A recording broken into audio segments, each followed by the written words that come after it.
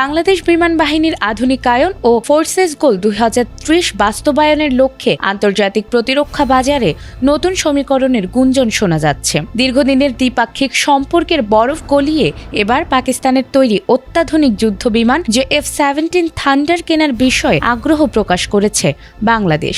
প্রতিরক্ষা খাতে সক্ষমতা বৃদ্ধি এবং কৌশলগত বৈচিত্র্য আনয়নের এই সম্ভাব্য পদক্ষেপটি দক্ষিণ এশিয়ার ভূ রাজনীতিতে এক নতুন আলোচনার জন্ম দিয়েছে। নতুন বছরের শুরুতেই ইসলামাবাদে বাংলাদেশ বিমান বাহিনীর প্রধান air chief marshal Hasan Mahmud খানের সঙ্গে বৈঠক করেছেন পাকিস্তান বিমান বাহিনীর প্রধান air chief marshal Zaheer Ahmed Babar Sidhu. এই বৈঠকের পর পাকিস্তানের আন্তঃবাহিনী জনসংযোগ পরিদপ্তর ISPR জানিয়েছে, বাংলাদেশকে F-17 থান্ডার যুদ্ধ বিমান বিক্রির বিষয়টি নিয়ে বিস্তারিত আলোচনা হয়েছে।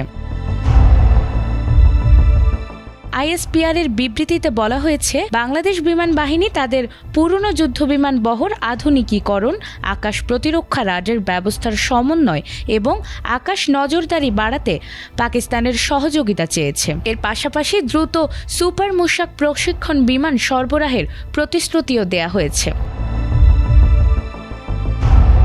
সুপার মুশাক একটি হালকা ওজনের এক ইঞ্জিন বিশিষ্ট প্রশিক্ষণ বিমান, যা বর্তমানে আজারবাইজান, তুরস্ক, ইরান ও ইরাক সহ 10টির বেশি দেশে ব্যবহৃত হচ্ছে। এর মধ্যেই আন্তর্জাতিক বার্তা সংস্থা রয়টার্স জানিয়েছে, পাকিস্তান ও সৌদি আরব প্রায় $200 কোটি ঋণকে F-17 যুদ্ধ বিমান চুক্তিতে রূপান্তরের আলোচনা করছে। পাশাপাশি লিবিয়ার বিদ্রোহী গোষ্ঠীর সঙ্গেও F-17 বিক্রির খবর সামনে আসে। যদিও এখনো বাংলাদেশ, সৌদি আরব কিংবা লিবিয়ার সঙ্গে কোনো চুক্তি আনুষ্ঠানিকভাবে নিশ্চিত করেনি পাকিস্তান।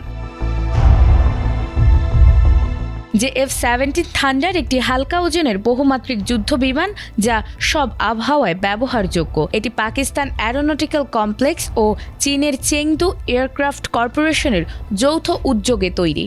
এর সবচেয়ে উন্নত ব্লক 3 সংস্করণ 4.5 প্রজন্মের যুদ্ধ বিমান হিসেবে বিবেচিত, যেখানে রয়েছে আধুনিক ASA রাডার, ইলেকট্রনিক যুদ্ধ ব্যবস্থা এবং দূরপাল্লার ক্ষেপণাস্ত্র ব্যবহারের সক্ষমতা। বিশেষজ্ঞদের মতে প্রতিটি F-17 এর দাম আনুমানিক $25 থেকে $30 মিলিয়ন, যা রাফাল বা গ্রিপেনের মতো যুদ্ধ বিমানের তুলনায় অনেক কম খরচ, তুলনামূলক সহজ রক্ষণাবেক্ষণ এবং যুদ্ধক্ষেত্রের অভিজ্ঞতাই এর প্রধান শক্তি। বাংলাদেশ প্রসঙ্গে বিশ্লেষকেরা বলছেন, 2024 সালে সরকার পরিবর্তনের পর পাকিস্তানের সঙ্গে ঢাকার সামরিক সম্পর্ক নতুন মাত্রা পেয়েছে। তবে আগ্রহ প্রকাশ মানেই যে দ্রুত চুক্তি তা নয়। যুদ্ধবিমান কেনার প্রক্রিয়া সাধারণত সময় সাপেক্ষ এবং দীর্ঘমেয়াদী কৌশলগত সিদ্ধান্তের সঙ্গে যুক্ত। বাংলাদেশ শেষ পর্যন্ত কোন পথে এগোয় সেটি এখন দেখার বিষয়। নাজমুন নাহার জান্নাত, ATN বাংলা।